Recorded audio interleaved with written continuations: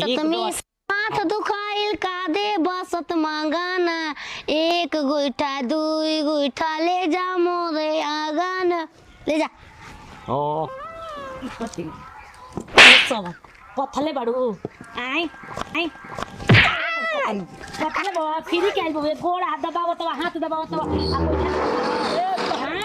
के अभी खड़ा मेरा रूप के हड़ा हड़ा अरे महाराज सुनी कैसे आई लेके जाता हिम्मत कैसे बढ़ा ना उठ रहे ना पैसा करा तेरा गमछी में बांध के ला जाता नेहरू कैसे तोरा हिम्मत कैसे बढ़ा गोइठा बेचे के तो पहले नु अरे हनुमान बन के पूरा लेके जो के आ जो हनुमान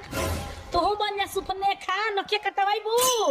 देखी हाथ मारम गोइठा ले कट जाई के लक्ष्मण रही तो न लक्ष्मण जैसा सुंदर रामो ना रहन राम एगो नाम रहे कि नाम बोल खाए ए हमारा के तनी इज्जत से पेश आई ये हम कहना कि हम व्यापारी हैं गोइठा उठा के कोई आया चौक पर व्यापारी कोई आया चौक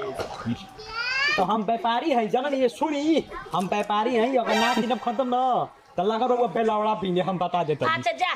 बेलावड़ा ने पीने जा जा पाद के मुट्ठी बाला से ना होई बता दे तुम हम आ इज्जत भइला हमन महाराज छोटा नो छतरी पाद के मुट्ठी पारी जरा वो चवनी पाद के केवन पदले भरे तू ही पदले बड़ो करे के मुट्ठी बनले बा बुढ़ावा कहता केहू ले गोड़ हाथ दबावाली हो आ केहू के घर में ले कुछो दे दी हो ठीक ना त मुट्ठी का बात बा चलो